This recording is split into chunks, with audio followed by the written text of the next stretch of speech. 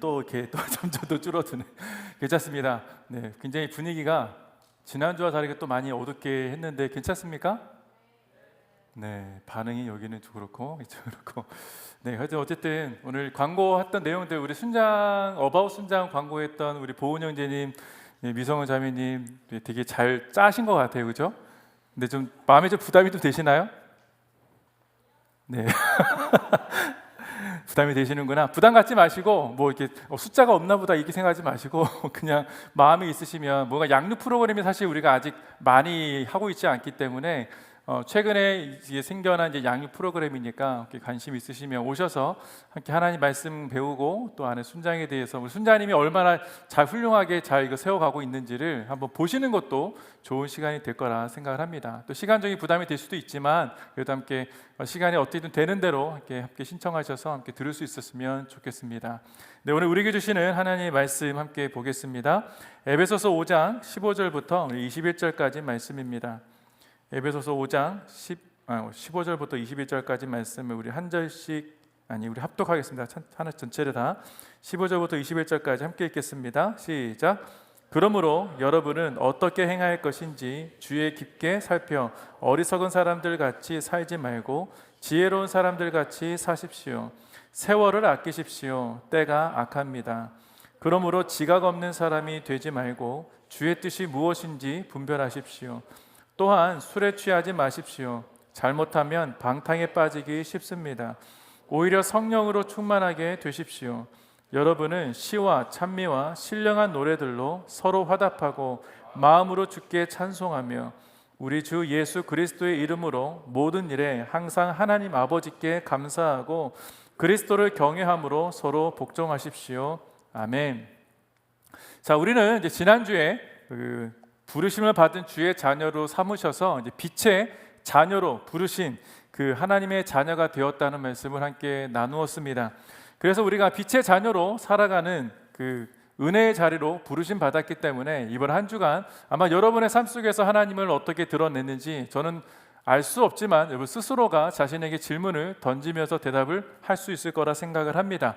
우리가 맺어야 할 열매가 있다라고 우리가 지난주 함께 배웠습니다. 그 맺어야 할 열매가 무엇이냐? 하나님의 선함과 의로움과 진실함이어야 한다는 말씀도 함께 나누었죠. 여러분의 삶을 한번 돌아보십시오. 일주일 동안 살면서 하나님의 성품, 닮은 성품을 만나는 사람들에게 얼마나 드러내고 살았는가? 나는 하나님의 진실하심을 드러내었는지, 하나님의 의로운 것들을 드러내었는지, 하나님의 선하신 은혜들을 흘려보냈는지를 한번 찾아보면 내가 어떻게 살았느냐, 우리의 열매를 맺고 살았는지를 확인할 수 있을 겁니다.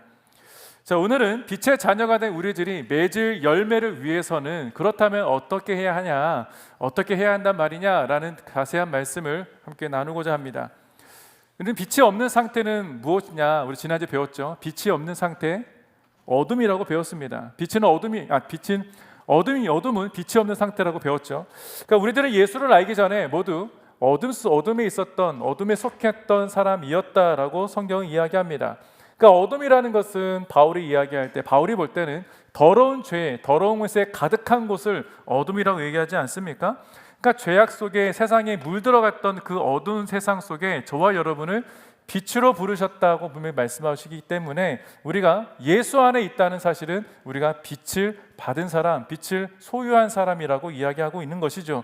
그런 우리들을 예수님께서 어떻게 어둠 속에서 빛으로 이끌어 주셨느냐? 십자가밖에 답이 없다는 것입니다. 십자가의 죽으심과 흘리신 피로 인해서 우리를 깨끗하게 해주심으로 말미암아 우리가 거룩하게 되었고 빛의 자녀로 하나님 앞에 흠없는 자녀가 되었다라고 말씀하고 있기 때문이죠.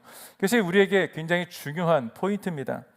무엇보다 저와 여러분을 그리스도 안에 있는 생명으로 인도해 주셨다는 그 사실, 새 생명으로 인도해 주셨기 때문에 놀라운 축복이 아닐 수 없다라고 바울은 우리에게 말합니다.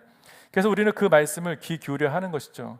생명 안에 있다는 것은 하나님의 자녀가 되었다는 것이고, 하나님의 자녀가 되었다는 것은 하나님의 말씀 앞에 있다는 이야기 아니겠습니까? 그런데 문제는 이겁니다. 저와 여러분 가운데 새 생명을 얻었고 하나님의 자녀가 되어서 이 땅을 살아가고 있지만 더러는 어떤 이들은 여전히 그 세상 속에서 세상 사람들과 동화되어서 섞여서 살아갈 때에 거룩함을 분별하지 못하고 살아가는 사람이 있더라라고 말씀을 하고 있습니다. 그렇기 때문에 우리에게 필요한 것은 성령의 도우심이다라고 말씀을 나누었죠. 성령의 도우심이 저와 여러분을 주장하시도록 우리가 자신을 낮춰야 되는 것이고, 하나님이 주신 말씀이 무엇이든지 간에 그 말씀을 내가 들어야 한다는 것입니다. 그럴 때 하나님께서 저와 여러분을 인도하시는 그 모든 방향, 어디를 인도하시더라도 나는 순종하며 나아갈 수 있는 믿음과 그런 순종의 마음이 생긴다는 것이죠. 자, 저와 여러분이 매일 강구하는 내용 중에 아마도 이런 내용들이 자주 있을 겁니다. 하나님, 나의 마음을 겸손하게 낮추어 주셔서 주님께서 하시는 말씀을 다 듣게 하여 주시고 그 말씀에 귀를 기울여 순종의 자리로 나아갈 수 있게 해 주십시오. 아마도 이 기도는 대부분이 우리가 하는 기도일 것입니다. 그러니까 왜 이렇게 기도하느냐, 나를 낮춘다는 말, 나를 겸손케 해달라는 말을 왜 우리는 기도 가운데 습관적으로 하고 있느냐라는 거예요. 혹시 그렇게 습관적으로 하지 않은 분도 계시겠지만 대다수의 크리스찬들은 자신을 겸손하게 해달라는 기도를 꼭 빼먹지 않고 기도하고 있기 때문에 제가 이런 말씀을 드리는 것입니다. 그러니까 실제로 하나님의 말씀을 들을 수 있는 마음이 나에게 있게 해달라는 얘기 아니겠습니까? 겸손이라는 단어는 너무 어렵게 생각하지 마시고 하나님의 말씀을 읽었을 때 그 말씀이 과연 그러한지 내 삶에서 그 말씀대로 살아보는 것, 그것이 자신을 낮추는 것입니다. 한 가지 더 쉽게 얘기하면 내 인생에 내 멋대로 살아가는 인생이 아니라는 것이죠. 하나님이 이끄시는 대로 나를 맡겨드리는 것, 물이 흘러가는 대로 우리가 따라가는 것을 순종이라고 한다면, 겸손이라는 말은 그 말씀, 이끄시는 대로 나를, 하나님이 이끄시는 대로 내가 따르겠다는 믿음의 고백이 겸손이라는 것입니다. 여러분의 믿음의 고백 가운데 대부분 내가 하나님 말씀에 순종하겠다, 대부분 그렇게 하지 않으세요? 저도 그렇게 하면서 살아왔고 지금도 여전히 하나님의 말씀에 제가 귀를 기울이고 그 말씀이 저에게 어떤 말씀이신지를 분별할 수 있게 해달라는 그 기도를 드립니다. 그런데 분별할 수 있는 유일한 도구는 성령님이시고, 성령의 도우심은 결국 우리를 낮추는 것밖에 할 수 없다는 것이죠. 내 자신을 낮춰야, 내 자신을 내려놔야만 하나님의 말씀이 깨달아지고 이해가 되기 때문입니다. 자, 우리가 또한 하나님의 음성을 기울이겠다는 믿음의 결단은 또 무슨 말인가? 우리가 예배 드릴 때 두 손을 주님께 높이 들고 하나님 앞에 전심으로 예배했던 것을 한번 돌아보십시오. 조금 전에 함께 한 30분 정도 함께 뜨겁게 주님을 예배하고 찬양 드렸는데, 여러분의 마음속에 있었던 그 마음이 어떤 마음입니까? 하나님을 떠올리고 주님의 보좌를 바라보고 집중해서 나에게 임하여 주신 하나님의 은혜를 함께 노래했는데, 그 노래말 가사를 우리 묵상하다 보면 하나님이 이런 하나님이신데, 하나님이 나에게 이렇게 말씀하여 주시는데 여러 가지 음성으로 저 여러분에게 주신다면 그 말씀을 내가 온전히 믿고 따르느냐라는 것 아니겠습니까? 믿음의 결단이라는 것은 주신 말씀이 무엇이든지 간에 순종하겠다, 따르겠다 결단하고 실제 삶에서 그대로 행하는 것입니다. 그런 사람을 순종하는 사람이라고 하겠죠. 그냥 입술로는 순종하겠다고 말하는 것이 아니라 실제 그런 삶을 살아가는 사람을 말합니다. 하나님의 주권을 인정하는 기도는 그런 기도 아니겠습니까? 하나님, 내 마음, 내 생각, 내 모든 것을 다 내려놓고 주님께 맡겨드립니다. 그것이 우리가 주님의 주권을 인정하는 삶이라는 것이죠. 자, 우리 오늘 본문 15절에 보면 빛의 자녀들로 부르심 받은 우리들이 어떻게 행해야 하는지 정말 디테일한 지침을 알려주십니다. 짧은 한 절이 두 절이지만 이렇게 살아야 되는 거라는 많은 생각을 할 수 있게 할 만한 본문인 것이죠. 자, 15절 16절 말씀을 보겠습니다. 그러므로 여러분은 어떻게 행할 것인지 주의 깊게 살펴 어리석은 사람들 같이 살지 말고 지혜로운 사람들 같이 사십시오. 세월을 아끼십시오. 때가 악합니다. 자, 우리가 여러분이 예수님을 처음 만났던 때가 언제입니까? 예수님을 영접했을 때나 내가 처음 복음을 들었을 때나, 내가 모태신앙이라 할지라도 예수님과 인격적으로 만나는 그 시간들이 분명히 있었을 거라는 것이죠. 짧든 강한 만남이든 정말 희미한 만남이든지 간에 하나님 예수님을 처음 만났던 그 시절을 떠올려 보면 아마도 이 말씀이 어떠한 말씀인지를 굉장히 더 강하게 받아들이게 될 것입니다. 저는 저는 모태신앙이기 때문에 중학교 때 세례를 받으면서 저는 학습 세례를 받았습니다. 저는 입교를 받았습니다. 왜냐하면 유아 세례를 받았기 때문에 저는 무리 세례를 성인이 됐을 때는 못 받았는데, 저는 참 이게 세례 받을 때가 항상 떠올리면 좀 약간 억울한 때가 종종 있어요. 왜냐하면 유아 세례 때, 유아 때 받았던 세례는 기억이 안 나잖아요. 여러분 가운데 유아 세례 받으신 분 계십니까? 뭐 오늘 이제 세례 신청도 하면서 이제 유아 세례도 하게 될 텐데, 유아 세례를 하면서 저는 어렸을 때 제 그 갓난아기 때 내 머리에 물을 적셨는지 안 적셨는지 흔적이 없어요. 요즘은 사진으로 남고 영상으로 남는데, 저 어렸을 때는 사진도 뭐 귀하던 때니까 그 사진조차 한 장 없습니다. 내가 어째 세례를 받았는지 그 근거는 교회에 조그마한 장부 하나, 최성석 언제 세례를 받았다. 그리고 부모님의 기억밖에 없다는 것이죠. 근데 제가 중학교 때 다시 이제 입교를 받을 때 다시 제대로 된 하나님의 말씀을 배우지 않습니까? 제대로 사는 말씀을 배우면서 제가 다시 한번 제 헌신을 하나님 앞에 하게 되더라는 것이죠. 제 입술로 주님을 영접하겠다, 그 믿음을 고백하는데, 그때 이런 다짐을 했었습니다. 제가 이제부터는 주님을 전하면서 살겠습니다. 그리고 하나님의 말씀을 더 가까이 하겠습니다. 그런 믿음의 결단을 했던 것 같아요. 물론 그때 당시 믿음의 결단이었지만 중학교 때라 그 말씀대로 살았을까, 순종했을까, 그러지 못했던 것 같아요. 그러니까 잘 지켜지지는 못했다는 것이죠. 그래도 예수를 믿는다는 것, 내가 결단했다는 것 자체는 내가 이제 세례를 받았기 때문에 예수를 벗어날 수 없는 신분의 변화가 있었다는 것을 의미하기 때문에 내가 그런 결단한 것 아니겠습니까? 여러분이 교회를 다니시고 그냥 몸만 다니시는 것이 아니라 예배 자리에서 하나님을 만나고 찬양 가운데 주님을 경험하고 또 순모임 같은 걸 통해서 함께 말씀을 나누면서 일주일 동안 살았던 모든 삶을 통해서 하나님의 역사하심이 무엇인지를 함께 나누었다면 여러분 마음속에 생기는 어떠한 결단, 어떠한 의지가 분명히 있을 거라는 거예요. 작은 한 소망이라 할지라도 그 생겼을 때 왜 그런 것이 생기느냐라는 것이죠. 왜냐하면 여러분들은 하나님께 선택받은 자들이고 빛의 자녀들이기 때문에 어떤 방식으로도 하나님이 여러분을 만지신다는 것입니다. 그게 여러 모양으로 나타나겠죠. 자, 마찬가지로 빛의 자녀라는 것들은 이제는 이전의 삶과 똑같이 살 수 없다라는 것을 의미합니다. 우리가 몇 주 전에 함께 이런 비슷한 말씀을 나누면서 이제는 돌아갈 수 없다라고 말씀을 제가 나누지 않았습니까? 그래서 저와 여러분 매일의 삶 속에서 말씀을 통해서 우리 자신을 들여다봐야 합니다. 그리고 우리의 행실을 주의 깊게 살펴봐야 하는 것이죠. 내가 정말 빛의 자녀들로서 잘 살고 있는지 확인을 해야 합니다. 하나님의 말씀을 순종하고 따르는 사람으로서 잘 살고 있는지를 하나씩 다 따져야 한다는 것이죠. 피곤할 것 같죠? 전혀 피곤하지 않습니다. 너무나 쉽게 구별되기 때문입니다. 말씀 속에 사는 사람들, 말씀 속에 사는 것이 바울은 지혜로운 사람들이라고 오늘 본문에서 이야기합니다. 성도는요, 성도답게 살아야 된다는 말을 자주 듣지 않습니까? 여러분은 성도들입니다. 과연 성도는 어떤 사람인가? 당연히 첫 번째 예수를 믿는 사람들을 성도라고 이야기합니다. 그리고 하나님을 섬기는 사람들을 성도라고 이야기하기도 하죠. 그런데 말씀을 따르며 예수의 제자로 사는 사람들도 다 성도라고 이야기하는데, 그런 사람들을 성도다운 사람이라고 말하면서 바울은 또 한 가지 그들이 지혜로운 사람이라고 얘기한다면, 저와 여러분이 예수를 믿는 사람으로 성도라면 지혜로운 사람들이라고 이야기하고 있는 것입니다. 물론 우리 머릿속에는 나는 아직 지혜롭지 못한데, 나는 여전히 부족한데 얘기할 수 있지는 모르겠지만, 하나님께서 저와 여러분을 부르신 자리는 우리가 부족하기 때문에 부른 것이 아니라 하나님께서 저와 여러분을 지혜롭게 하실 만큼 사랑하기 때문에 우리를 부르셨다는 것입니다. 그런데 그렇다면 반대로 생각해 볼 수 있죠. 성도답게 살아가는 사람이 있다면 성도답지 않게 살아가는 사람도 있다는 이야기 아니겠습니까?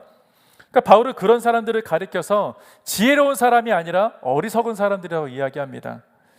그러니까 당시에 그런 사람들이 교회 안에 있었다는 것이죠. 아마도 여러분 모르긴 몰라도 여러분 안에도 그런 분들이 있을지도 모르겠습니다. 교회를 다니는 성도라고 하는 사람들의 행실이 전혀 성도답지 못한다면 우리는 아마 비판을 받거나 지적을 당해도 할 말이 없을 겁니다. 저와 여러분의 모습 가운데 세상에서의 행실과는 다르게 교회에서는 아마 가려진 모습이 있을지도 모른다는 것이죠. 세상에서 이러한 모습을 살고 있는데 교회에서는 그러한 모습을 보여주고 싫어서 아마 가려진 모습으로 이곳에 오신 분들이 있을 수도 있다는 것입니다. 아마 저는 모르지만 여러분 개인 스스로는 아마 아실 거예요. 내가 그런 사람이라면, 저는 없다고 믿습니다만 그런 사람이 혹 있다면 스스로 안다는 것이죠. 하지만 하나님은 모든 것을 아십니다. 우리가 감추다 할지라도 감출 수 없기 때문입니다. 왜냐하면 우리는 예수를 믿는다는 것은 저와 여러분이 빛이라고 말씀하셨기 때문에, 빛은 어둠을 물러나게 하지 않습니까? 빛은 아무것도 숨기게 할 수 없기 때문에 우리가 아무리 가리고 싶어도 하나님은 다 보신다는 거예요. 이미 다 알고 계신다는 것이죠. 지난주 말씀을 보면서 어둠에 가리워진 더러운 것들이 빛이 비추일 때 입에 담기조차 부끄러운 말들이 다 드러난다고 하신 말씀을 보았습니다. 저와 여러분이 빛을 소유한 자라고 분명히 성경은 말씀하고 있기 때문에 혹시 여러분 안에 혹 더러운 생각과 마음들이 있다면 그 빛된 말씀이 들어오게 될 때, 주신 말씀이 들어오게 될 때 여러분 안에 있는 더러운 것들, 모든 생각들조차 다 떠나가게 될 것이다. 드러나게 되어서 부끄럽지만 하나님 앞에 회개할 수밖에 없는 그런 자리로 나아갈 수밖에 없다고 말씀하고 있는 것입니다. 그러니까 우리는 분별할 수 있는 거예요. 분별하지 못한다고 하는 것은 핑계라는 것입니다. 핑계. 그렇다면 죄를 짓지 않고 더러운 것을 멀리하게 되는데 생각만큼 그 문제가 정말 쉽냐라는 것이죠. 아마 어떤 분은 그럴 거예요. 목사님은 그럼 쉽습니까? 저도 어려워요. 분별할 수는 있지만 그 더러운 세상 속에서 같이 섞여 살고 있기 때문에 어떻게 하는 것이 정말 올바른 삶인지를 알면서도, 인식하면서도 그렇게 똑같이 말씀대로 살기는 쉽지 않더라라는 것을 저도 잘 압니다. 제 자녀들이 그렇게 고민 속에 살았던 적이 있었어요. 물론 지금도 여전히 사춘기 뭐 한 놈은 사춘기고 한 놈은 이제 대학 가니까 뭐 그렇진 않지만, 왜 한 놈이란 말이 그런가? 죄송해요. 한 놈 아니라 제 딸과 제 아들. 아, 주여. 네. 제 딸이 이제 그 딸과 아들 둘 다 한국에 있을 때 크리스찬 교회에서 운영하는 유치원을 다녔습니다. 그러니까 교회에서 운영하는 유치원 다니면 좋은 점이 뭐냐면 매 순간순간마다 기도를 많이 해준다는 거예요. 식사 시간에도 날마다 우리에게 노래 부르면서 기도하고 또 뭐 끝날 때 함께 기도해주고 축복해주고 이런 문화 속에서 우리 아이들은 자라다가 초등학교를 딱 들어가는 순간에 첫날 애들이 울면서 왔습니다. 왜 그러는지 아십니까? 밥 먹을 때 기도하는 사람이 없다는 거예요. 너는 어떻게 했어요? 했더니 기도했지. 너무 기특했습니다. 그런데 시간이 지나니까 기도하는 게 점점 이상해지더라는 거예요. 제 딸의 고백이에요. 나만 기도하고 있다고. 분명히 쟤도 교회 다니는 아이인데 쟤는 기도 안 하는데 왜 나는 기도하면서 밥을 먹어야 돼? 이런 고민이 시작이 된 것이죠. 그러니까 우리는 세상에 빛의 존재인데 어둠 속에 들어갔을 때 어둠에 먹힐 수는 없는 존재이지만 그런 고민이 있을 수 있다는 거예요. 보러 제 딸은 나중에 아들과 제 딸은 아직 고민 다 풀렸지만 그런 것들이 우리 가운데 여전히 간단한 문제부터 복잡한 문제까지 우리 주변에 있습니다. 여러분의 삶에도 직장에서도 학업에서도 그런 갈등이 없겠습니까? 있겠죠. 다 압니다. 죄를 짓지 않고 더러운 것을 멀리할 수 있다면 너무 좋겠지만 그런 삶이 참 쉽지 않은 게 현실입니다. 사탄이 그렇게 쉽게 거부할 수 있을 만한 유혹을 하겠느냐는 거예요. 쉽게 거부할 수 있는 유혹이면 뭐 세상 사람들 다 이거 안 되는 거야 딱 끊어내겠죠. 그런데 그렇게 간단한 문제로 우리를 유혹하지 않는다. 너무 복잡한 문제들을 우리를 유혹하고 내가 쉽게 거부할 수 없는 매우 애매한 것들을 우리에게 문제를 제시한다는 거예요. 그게 문제인 거죠. 명확하다면 구분할 수 있겠죠. 안 돼. 괜찮아. 이럴 수 있겠지만 애매한 것들은 좀 이 정도면 그래 패스. 이 정도는 괜찮겠지. 이 정도는 하나님도 눈 감아 주실 거야. 라는 것들을 통해서 우리는 합리화한다는 것이 문제라는 겁니다. 그러니까 사단은 그런 것들을 우리 유혹한다는 것이죠. 애매한 것들을 우리 유혹하고 죄짓기 가장 쉬운 것들을 선택해서 우리가 넘어가게 유혹한다는 겁니다. 그래서 정말 우리가 주의 깊게 그 유혹하는 문제들 내가 생각하는 것이 아니라 어떤 문제가 있고 내가 선택의 기로에 있을 때 정말 주의 깊게 살펴야 한다는 것이죠. 정말 주의 깊게 살펴야 합니다. 그래서 성경이 얘기하는 겁니다. 깨어 있으라. 세상이 악하기 때문이다. 세상이 그만큼 악하다는 것이죠. 우리를 가만히 내두지 않는다니까요. 가만히 내버려두면 너무 좋겠는데 유혹 가운데 그냥 또 세상이 너무 많은 유혹들이 우리 넘쳐나기 때문에 정신 못 차리게 만들어 버립니다. 정신 바짝 차려야 합니다. 바울은 이런 시대를 가리켜서 그래서 세월을 아끼라 얘기하면서 때가 악하다는 얘기 외치는 건 아니겠습니까? 근데 세월을 아끼라는 말이 단순히 지나가는 세월을 아끼십시오라고 얘기하는 것처럼 보이지만 그렇지 않습니다. 그런 상식적인 이야기하는 것이 아니라는 것이죠. 제가 지난 2주 전인가 수요일에 사랑하는 귀한 어르신들, 우리 권사님들을 모시고 애플 피킹을 갔습니다. 아마 어저께도 얻은 수는 애플 피킹 갔다 온 것 같은데 맛있는 거 다 따셨으리라 생각을 합니다. 그 즐거운 시간을 함께 보내는데 권사님 세 분을, 그러니까 여성 사역이라고 해서 한 60명 정도 같이 가셨는데 제 차에 세 분의 권사님을 제가 모시고 갔습니다. 연세가 좀 많이 있으신 분들이세요. 세월의 흔적들이 많이 있으신 분들이기 때문에. 근데 가는 길에 정말 가을 단풍이 너무 멋있게 이렇게 지었습니다. 요즘 보스턴 시내가 너무 이쁘지 않습니까? 그런 보스턴 시내 단풍처럼 그 시골길이 너무 아름다웠어요. 그런데 저는 그냥 아름다움에 취해가지고 야, 참 좋다 이러고 갔는데 우리 권사님들 가운데 한 분이 너무 이쁘지만 그 말씀을 하셨어요. 벌써 올해도 2달밖에 남지 않았네요. 그러니까 저는 딱 그 말을 듣는데 어른들의 입장에서는 그 2달이 굉장히 가는 세월이고 붙들기 쉽지 않은 세월이구나라는 것을 제가 깨닫게 됐습니다. 그러니까 하루하루가 너무 신속하게 지나간다는 건 아니겠어요? 아마 여러분들도 그런 느낌이 있을 겁니다. 여러분 나이 또의 때에도 뭐 하루가 너무 모자르고 너무 시간이 빨리 간다고 말하지 않습니까? 근데 나이가 먹으면 먹을수록 그 시간들이 더 빨라진다는 거예요. 저도 제가 옛날에 여러분 나이 때 시간이 빠르다 막 생각을 했지만 지금은 그냥 언제 하루가 지나는지 모를 정도로 벌써 일주일이 지났어요. 벌써 주일이고 아마 벌써 올해가 지나 있을 저 눈만 깜빡하면 벌써 내년 다 돼 있을 것 같은 마음이 듭니다. 그 정도로 나이를 먹으면 먹을수록 시간이 정말 신속하게 갑니다. 신속하게 가요.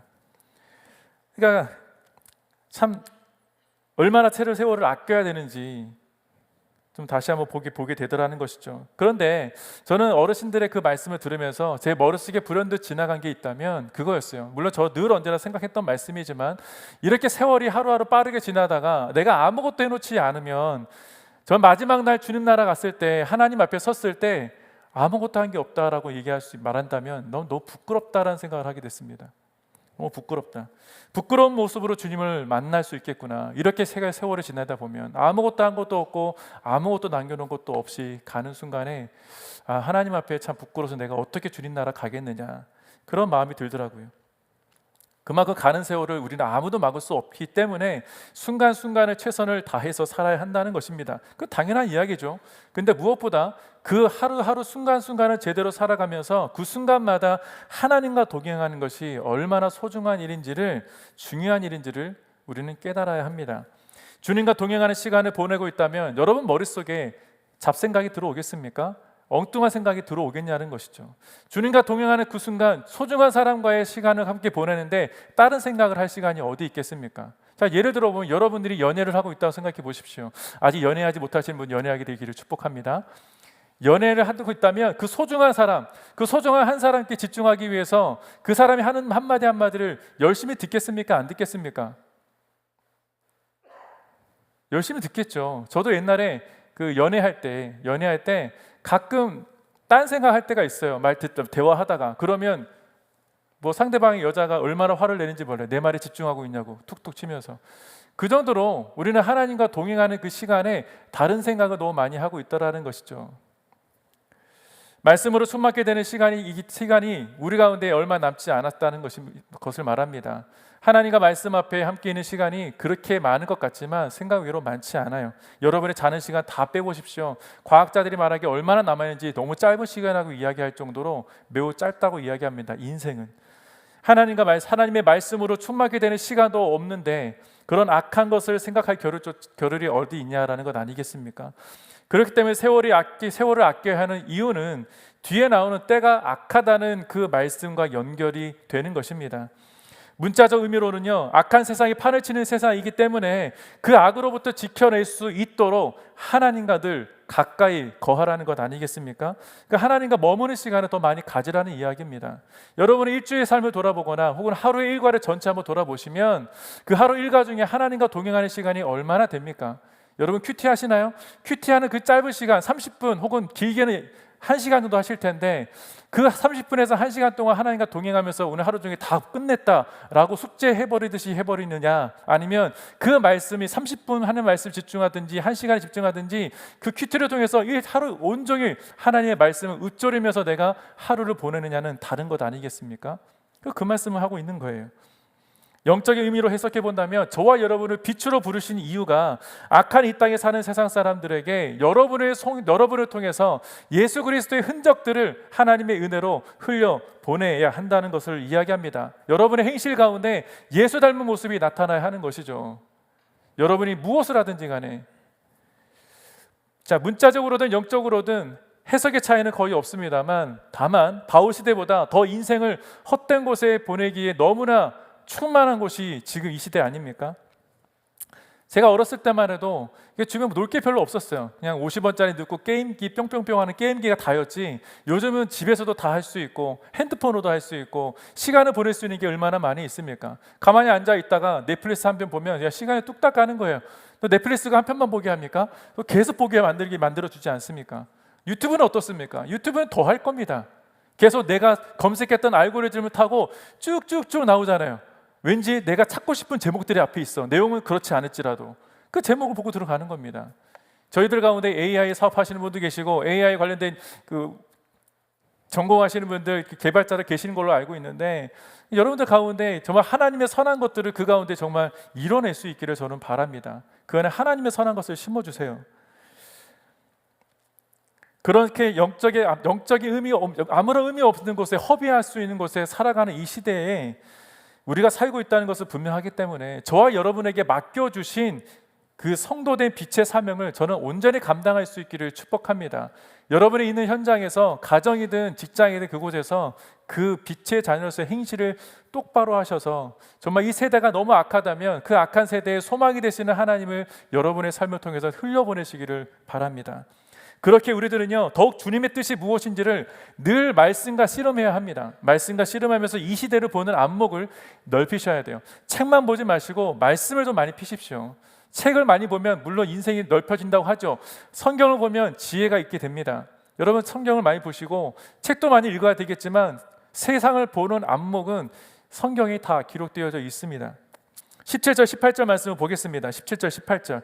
그러므로 지각 없는 사람이 되지 말고 주의 뜻이 무엇인지 분별하십시오.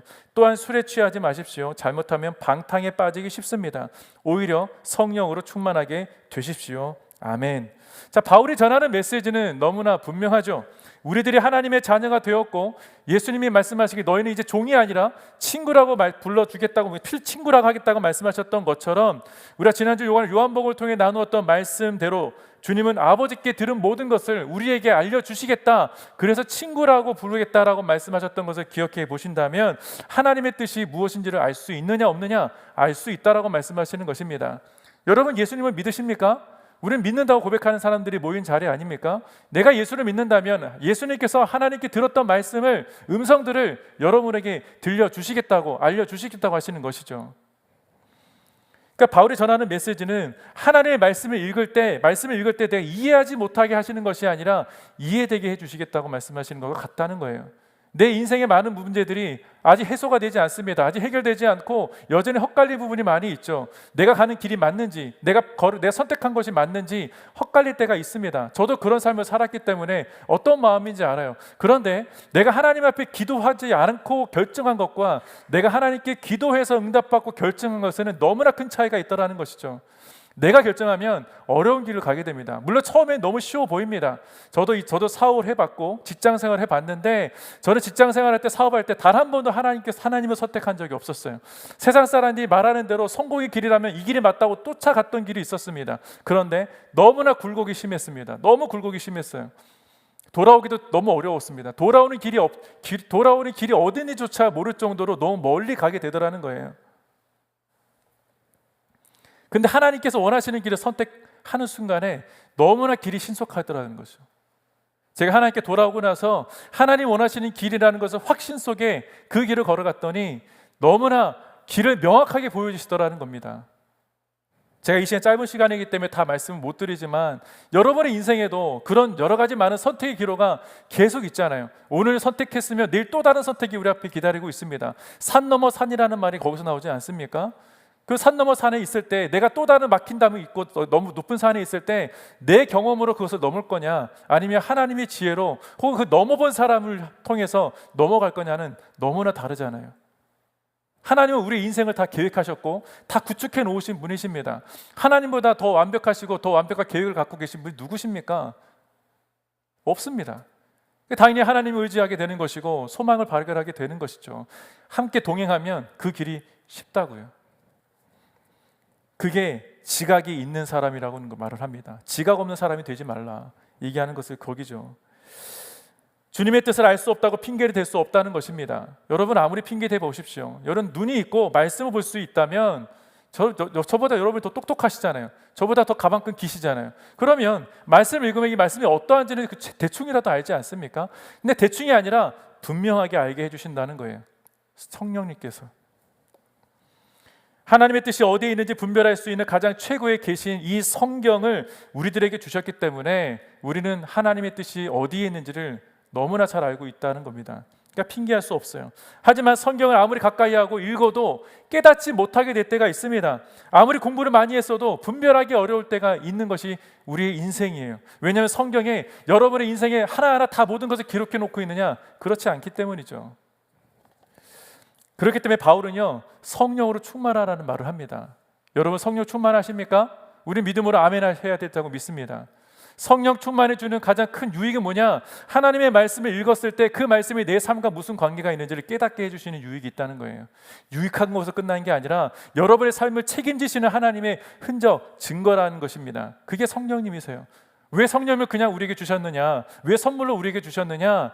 내가 나를 위해서 주신 거는 너에게 인생이 내 거라는 것을, 하나님의 것이라는 것을, 하나님이 인도하신다는 것을, 하나님이 책임져 주신다는 것을 알려주시는 흔적이 성령이라고요. 그렇기 때문에 바울이 성령에 충만하게 되라는 이 말씀을 우리가 기억해야 됩니다.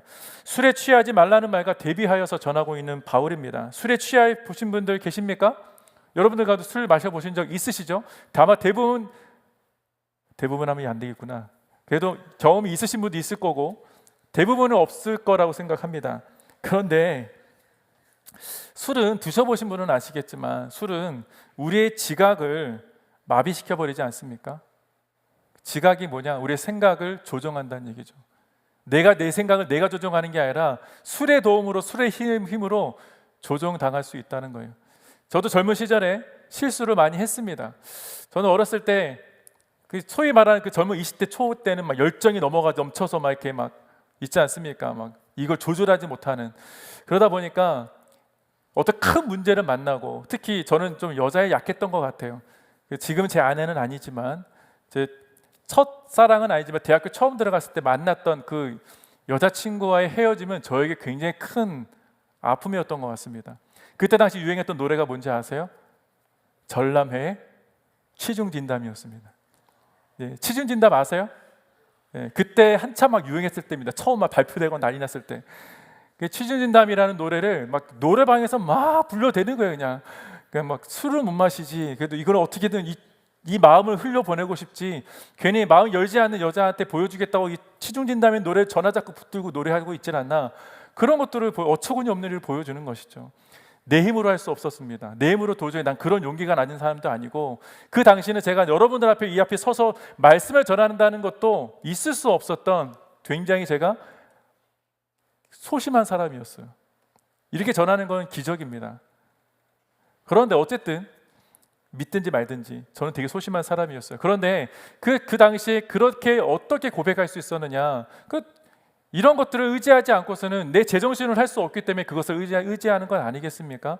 여러분의 의지는 무엇이냐는 거예요. 바울이 왜 술에 의지하지 말라, 술에 취하지 말라고 얘기하겠는가? 술은 우리의 지각을 마비시켜 뿌릴 뿐만 아니라 정상적인 사고를 할 수 없을 정도로 우리를 신경을 둔감하게 만들어버린다는 데 있습니다. 그래서 술을 취한 경험을 해보신 분들은 아시겠지만, 술에 완전히 만취했거나 좀 술에 취해보신 분은 아시겠지만 내 생각과 내 몸이 따로 놀 때가 있지 않습니까? 제가 마치 경험한 것처럼 이렇게 말씀드려도 죄송해요. 경험하지 못하신 분도 계시겠지만 영화를 보거나 드라마를 봐도 그런 비슷한 사람들의 흔적들을 많이 보게 됩니다. 실제로 그들의 고백을 보면 뭐라고 하느냐, 술 먹고 나서 실수한 것들에 대해서 다 용서가 되는 것처럼 이야기해요. 실수였다고 얘기합니다. 어떤 실수였는지는 잘 모르겠지만 그 실수였다는 말을 종종 너무 많이 들었어요. 그런데 실수가 보통 실수라면 그래도 용서할 만한데 너무나 큰 엄청난 실수라면 그게 용서가 되겠느냐라는 거예요. 용서가 안 되는 것이죠. 우리를 저 발의 밑바닥까지 추락시켜 버리는 것이 그런 도구입니다. 술 한 잔은 괜찮겠지라는 생각이 두 잔, 세 잔 되지 않습니까? 두세 잔은 괜찮겠지가 술 여러 병이 될 수가 있습니다. 그만큼 지각 없는 사람처럼 되고 생각을 하지 못하게 만들고 잘못하면 방탕에 빠지기 쉬운 것이라는 것을 바울은 경고하고 있어요. 자, 유대인들은요, 어릴 적부터 공부했던 탈무드라는 것이 있습니다. 이 탈무드는 성경과 함께 교훈하기에 좋은 책으로 어렸을 때부터 유대인들은 교육을 합니다. 그 탈무드에는 여러 교훈이 담겨 있는데 그 중에 술에 관한 이야기들이 꽤 있습니다. 근데 제가 그 한 가지를 여러분에게 소개해 드리겠습니다. 아마 읽어보신 분도 계실 거예요. 술의 기원은요, 인간이라고 이야기합니다. 술을 만드는 포도주를 이렇게 만들어서 내는 것. 그런데 술 취함의 기원은 사탄이래요.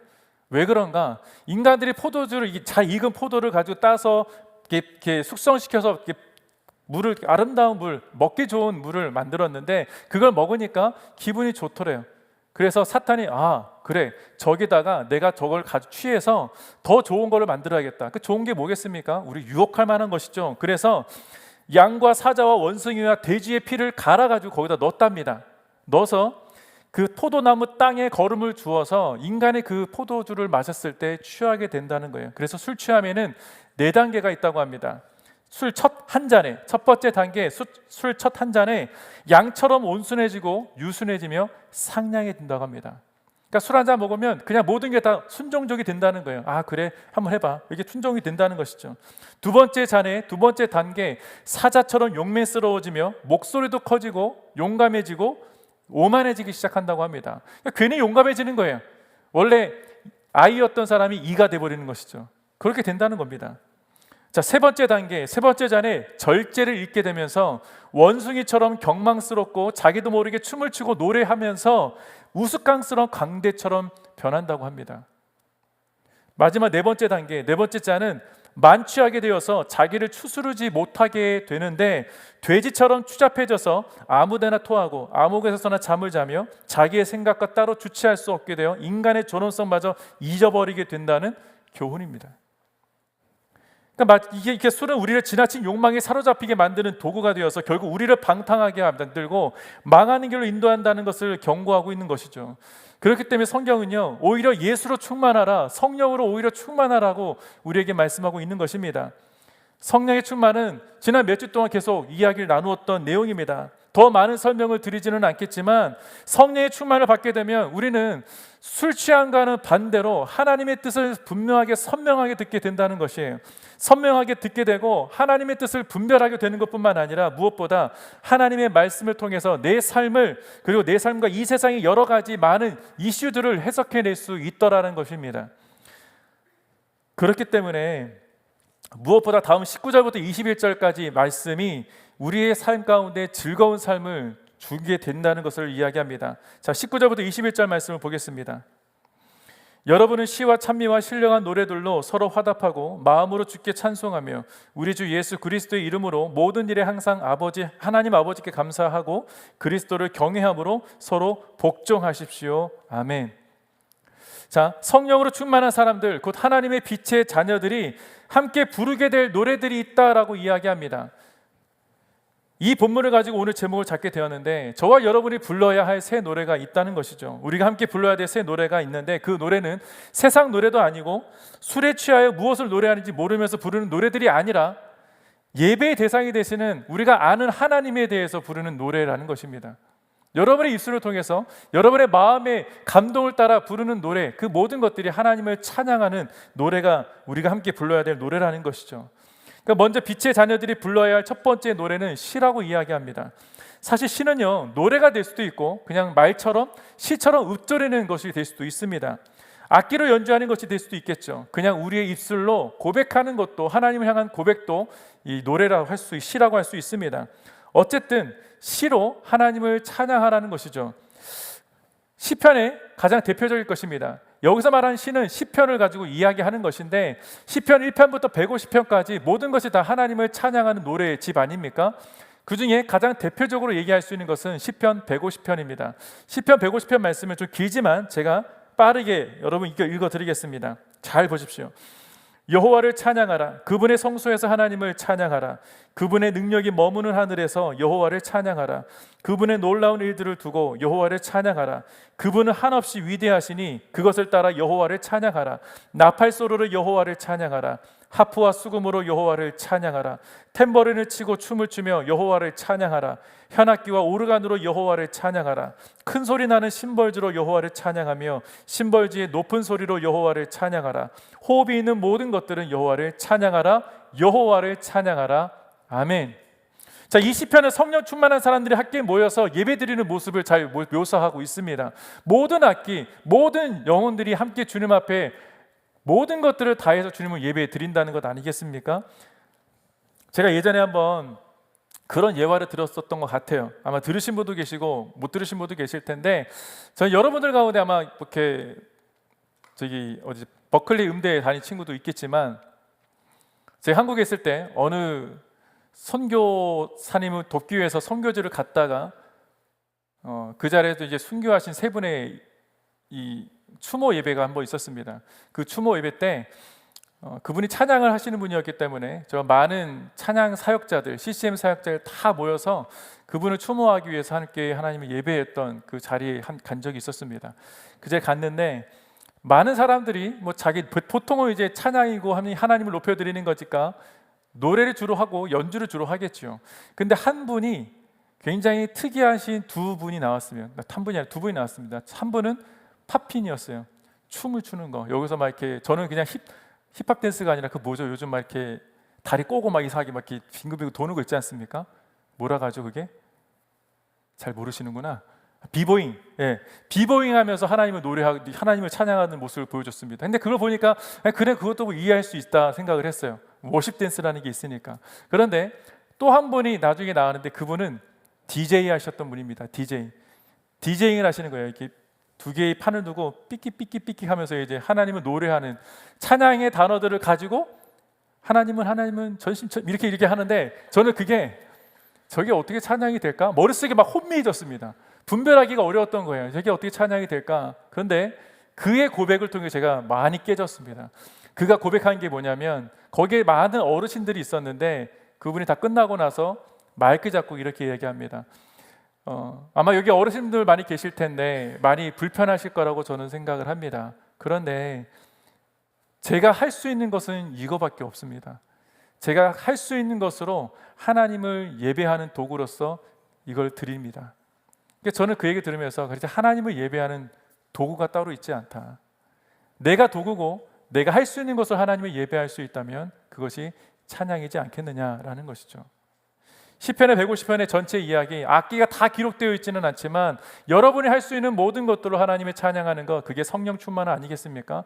저는 그분이 디제잉을 하면서 하나님을 노래하는 연주를 하는 걸 보면서 저 사람이야말로 진짜 하나님의 성령의 충만하심으로 이 시대를 변화시킬 수 있는 사람이겠구나 라는 생각도 들었습니다. 저는 온누리교회 예배 철학을 매우 좋아합니다. 온누리교회 예배 철학. 왜냐하면 지금 돌아가신 하영조 목사님을 생각하면 그 목사님께서 이 교회를 세우실 때 우리는 온누리교회 위인 채플 아닙니까? 지금 이 시대에 우리가 오늘같이 드렸던 이 예배가 이렇게 된 지 얼마 안 됐어요. 불과 20년, 또 30년, 오래됐으면 30년 됐을까? 과거에 온누리교회 처음 시작되었을 때 한국 교회에서는요, 온누리교회 예배를 되게 이상하게 여겼습니다. 왜냐하면 사회자가 없고 전통적인 예배에 익숙했던 한국 사람들에게는, 여러분에게는 지금 이런 예배가 오히려 익숙한 예배고 오히려 전통스러운, 사회자가 나와서 땡땡땡 치고 이렇게 찬송가 몇 장 부르겠습니다, 이거 굉장히 어색하지 않겠습니까? 저는 온누리교회 처음 왔을 때, 중학교 때 처음 경험했는데 저는 저게 무슨 예배야라고 할 정도로 너무 어색했던 예배였습니다. 그런데 하 목사님이 온누리교회 예배 철학을 심으실 때 이 시편 150편의 말씀과 계시록의 말씀, 새하늘 새 땅이 이 땅에 내려왔을 때 하나님 앞에 온 열방이, 모든 언어가 하나님 앞에 경배하며 예배하는 것을 목사님은 꿈꾸셨어요. 하나님 원하신 예배가 무엇일까? 그것을 먼저 고민했다는 거예요. 그래서 온누리교회 예배 철학에 처음 시작할 때, 여러분 아마 온누리교회에서 한국에서 오신 분은 아실 수도 있겠지만 모르시는 분들이 많이 있으실 거예요. 처음 시작할 때 챔버가 연주를 합니다. 클래식 예배, 클래식으로 찬송가 연주를 하죠. 모든 악기 중에 여기에 보면 현악과 오르간과 이런 악기 처음 연주를 합니다. 잔잔하게 시작을 해요.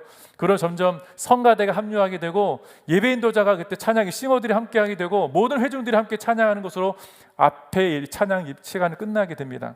그리고 마지막에 설교가 끝나고 설교가 하이라이트처럼 보이지만 그 하이라이트를 뛰어넘는 진짜 하이라이트가 숨겨져 있습니다. 그게 축도 후에 나오는 거예요. 있을지어다 축도하고 나서 그 뒤에 모든 악기, 뭐 이렇게 클래식으로 되는 이 오르간, 피아노, 모든 현악기, 모든 악기들, 그리고 밴드, 모든 사람들이 함께 한 마음으로 뻥 하고 살아계신 주를 부르는 겁니다. 그나마 표현할 수 있는 것, 인간이 표현할 수 있는 악기들로 표현한 것이죠. 여러분, 천국 가면 몇 명의 성가대가 서 있을까요? 몇 명의 밴드가 있을까요? 몇 명의 찬양 인도자가 있겠습니까? 상상할 수 없을 만큼 많이 있지 않겠습니까? 근데 우리가 이 정도 밴드가 있어서 소리가 하나씩 들리고 음악이 들릴 텐데 수천 명의 인도자와 수만 명의 성가대가 있다고 생각해 보십시오. 그 음악이 들리겠습니까? 저는 비슷한 걸 들었어요. 여러분, 말러의 천인교향곡 아세요? 말러의 천인교향곡. 아마 클래식 하시는 분들은 잘 아실 텐데 제 딸이 천인교향곡에서 노래를 했었습니다. 한국에 있을 때 했는데 그 1000명의 합창단이 노래를 하는데 그 소리가 너무 아름답게 들렸어요. 같은 음정으로 하는 것도 아니고 서로 다른 음색을 하는데도 몇 개의 음이 나오는지 모릅니다. 너무 아름답게 들렸습니다. 1000명이 이렇게 아름다울진데 수만 명이면 얼마나 아름답겠냐는 거예요. 성경에는요, 하나님의 음성이 맑은 물소리 같다고 합니다. 그 음성이요, 1000명의 소리가 맑은 물소리처럼 들렸다고요. 그러면 수만 명은 얼마나 맑은 음소리로 들리겠냐는 것이죠. 저는 그 생각을 하면서 예배를 드립니다. 예배 자리에 올 때 수만 명의 천군 천사와 함께 하나님을 예배하는 것을 저는 바라보면서 예배를 드리는 거예요. 그게 성령 충만한 사람의 바라봐야 될 예배 아니겠습니까? 고전적인 예배 형식이 익숙했던 한국 사람들이었다면 그게 이해가 안 될 거예요. 그러나 우리는 오늘날 이렇게 예배의 자리가 많이 변화되었고 하지만 분명한 것은 예배자인 내가 하나님을 어떻게 바라봐야 하느냐, 우리는 어떤 노래를 하나님 앞에 올려드려야 하느냐는 여러분의 문제입니다. 시편 안에도 성가대나 회중들이 노래하라고 지어진 시편들이 굉장히 많이 있습니다. 사실 시편은 그 자체가 노래집이기 때문에 시와 찬미가 함께 어우러지는 노래집이죠. 더 이상 선멸드리지 않아도 될 것 같아요. 시와 찬미. 자, 그럼 마지막 우리가 불러야 될 노래, 말씀에 뭐라고 되어 있습니까? 신령한 노래라고 이야기합니다. 마지막으로 빛의 자녀들이 불러야 할 노래는 신령한 노래입니다. 요즘 말로는 많은 신학자들이나 예배학자들은 이 신령한 노래를 가리켜 CCM이라고 해요. 많이 들어보셨죠? CCM. 크리스천 컬처럴 뮤직이라고도 불려지곤 하는데, 사실 신령한 노래는요, 보통은 즉흥적인 노래를 이야기합니다. 많은 선교 단체에서 스폰티너스로 함께 하자 이런 얘기를 하는데, 스폰티너스라는 그 단어 자체가 주는 것이 즉흥으로 드리는 찬양이지 않습니까? 아까 우리 찬양하다가 이렇게 영도 인도자가 함께 주님 기도합시다 하고 기도 대신 찬양으로 노래하고 있다면, 음률이 없는 여러분만의 음률로 노래한다면 그게 스폰티너스가 된다는 거예요. 기도를 노래로 담아서 부르는 노래라는 것이죠. 그런데 여러분들이 운전하다가 순간 흥이 나서 부르는 노래도 있을 거 아니에요. 음정이 맞지 않더라도. 제가 아는 어느 목사님은요, 제가 운전하면 옆에서 그렇게 콧노래를 불러요. 휘파람도 부르고. 근데 분명히 내가 아는 노래를 부르는데 내가 아는 노래가 아니더라는 것이죠. 운전은 똑같이 가다가 자기 마음대로 노래를 불러요. 제가 여쭤봅니다. 목사님, 거기는 음정이 그게 아닌데요? 그랬더니 내 마음이야. 내가 부르고 싶은 대로 부르는데 네가 무슨 상관이야. 그 말씀해 주시더라고요. 그래서 그런 본인만의 찬양을 들고 있다는 거예요. 나한테 그 얘기 해주시더라고. 나만의 찬양을 부르고 싶다고. 여러분도 마찬가지로 그냥 길거리 가다가 그냥 운전하다가 혹은 누군가를 만나러 가는 그 길이 정말 하나님을 찬양하는 기쁨에 겨워서 흥얼거리며 나오는 찬양의 고백이 있다면 그것이 여러분만의 하나님께 올려드리는 신령한 노래가 되지 않겠습니까? 그러니까 세상에 없는 음과 노랫말로 하나님을 높이게 될 때 그것이 신령한 노래가 될 수 있다는 것이죠. 근데 무조건 된다 안 된다 얘기가 아니라, 무조건 된다는 것은 아니지만 우리가 하나님을 높이는 가운데 여러분 안에 성령의 감동으로 흘러나오게 하는 노래가 있다면 그것이 신령한 노래가 된다는 거예요. 하나님께 개인적으로 올려드리는 찬송이 그런 신령한 노래가 될 것입니다. 아마도 그 신령한 노래가 세상에 발표된 노래들이 꽤 많이 있어요. 그 중에 한 분이 이제 제가 오늘 온누리교회 목사님들 얘기 자주 해서 죄송한데, 하윤재 목사님의 동생이었던 하스테반 선교사님이 굉장히 많은 작곡을 했습니다. 여러분들 가운데 기억하는 노래가 있다면 아마 이걸 거예요.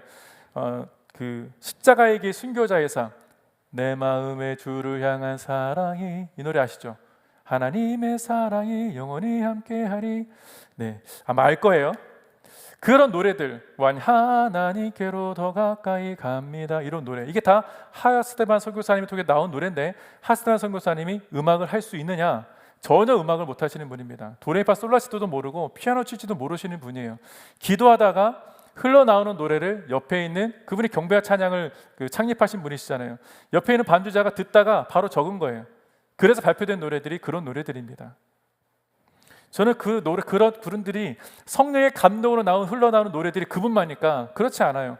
여러분들도 충분히 하나님의 감동을 받는다면 흘러나오는 노래들이 있다는 겁니다. 누군가 적어주지 않으니까 문제인 거지. 에베소서는요, 그래서 예배하는 자들, 특히 빛의 자녀들뿐 아니라 빛의 자녀들이 성령에 충만한 사람들이 불러야 할 노래들이 이렇게 해야 한다고 설명하고 있는 것이죠. 시와 찬미와 신령한 노래들로 함께 하나 되어 부르는 노래가 우리들이 불러야 될 노래다. 음악을 잘하든 못하든, 노래를 잘 부르든 못 부르든이 중요한 것이 아니라, 예배하는 자들 여러분의 삶에 내가 어떤 사람인지 그 정체성을 가지고 마음의 중심을 하나님을 향하는 것이 가장 중요한 영적 예배라고 이야기하는 것이죠. 이것이 빛의 자녀가 된 저와 여러분이 예배 시간뿐만 아니라 예배자의 삶을 살아가면서, 이 땅에 살아가면서 순간마다 하나님께 불러야 할 노래다라고 말합니다. 그리고 궁극적으로는요, 예수께서 우리들을 구속하여 주신 그 은혜를 여러분의 삶에서 부르는 노래가 새 노래라는 것이죠. 그냥 우리가 평소에 불렀던 노래, 누구나 아는 노래가 그 옛 노래냐? 아니에요. 여러분이 하나님의 감동으로, 누구나 다 아는 노래를 할지라도 여러분이 하나님의 감동을 부르는 노래가 새 노래가 되어야 할 줄로 믿습니다. 더 나아가서 마지막 예수께서 다시 오실 그날에 빛의 자녀들이 함께 모여서 부르게 그 노래가 성경에 기록되어져 있어요. 요한계시록 14장 3절입니다. 요한계시록 14장 3절, 그들은 보좌 앞에 네 생물과 장로들 앞에서 새 노래를 부릅니다. 그러나 땅에서 구속함을 받은 14만 4천 명 밖에는 아무도 그 노래를 배울 수 없습니다. 신기한 말이 있지 않습니까? 아무나 새 노래를 배우고 부를 수 없대요. 하나님의 믿는 성령 충만한 사람, 예수를 믿는, 예수를 주님으로 고백하는 자들이 모여서 부르는 새 노래가 있는데 아무나 배울 수 없다. 아무나 배울 수 없다. 믿음이 없다면 부를 수 없다는 것 아니겠습니까? 구속함을 받은 저와 여러분들, 빛의 자녀들만이 부를 노래가 이 노래라는 거예요. 하나님을 찬양하는 노래. 빛의 자녀들밖에 배울 수 없고 부를 수 없다는 것입니다. 마지막 때를 살아가는 여러분들, 마지막 때를 살아가는 일상의 성도들은요, 이렇듯 매일 감사와 찬양의 고백이 풍성해야 될 줄로 믿습니다. 지금 이 순간에도 이제 다가올 미래를 향해 우리는 살고 있지 않습니까? 이미 오늘도 내일도 이제 계속 시간은 흘러갈 거예요. 시간이 지나가면서 그냥 보내는 것이 아니라 우리는 다시 오실 예수 그리스도를 바라보면서 그 은혜 아래서 함께 모일 때마다 새 노래를, 내 삶에서도 새 노래를 하나님께 올려드리는 예배자의 삶을 살아야 할 줄로 믿습니다. 무엇보다도 예수 안에서 한몸된 저와 여러분들 성도들 안에서 우리가 서로 존중하고 서로를 사랑하고 서로를 섬기고 서로를 하나님 안에서 소중하게 여기며 함께 나누는 모든 것들이 우리가 부를 새 노래가 된다는 것이죠. 그러면 하나님 저와 여러분에게 놀라운 삶을 보여주실 것입니다. 지금도 이미 우리는 놀라운 삶을 살고 있고 매일의 삶이 기적과 같은 인생이라고 저는 생각을 합니다. 아니, 그렇게 믿습니다. 그런데 오늘보다 내일이 더 밝고 하나님께서 우리에게 보여주실 놀라운 은혜의 역사들이 있다고 믿는다면 하나님이 우리를 통해서 무슨 일을 하실지 우리는 어떻게 알겠습니까? 저는 기대합니다. 여러분들을 통해서 하나님이 정말 놀라운 일들을 행하실 것이고, 여러분 한 사람이 갖고 있던 그 비전들을 하나님께서 이루어 주실 것이고, 그것이 결국 하나님의 영광이 될 줄로 저는 믿습니다. 그 영광 안에 살아가시고 그 영광스러운 하나님의 은혜의 자리에서 하나님을 노래하며 새 노래로 주님께 영광 돌리는 삶을 살아가는 저와 여러분이 되시기를 축복합니다. 우리 함께 우리 찬양하고 함께 기도의 자리로 함께 나갔으면 좋겠습니다.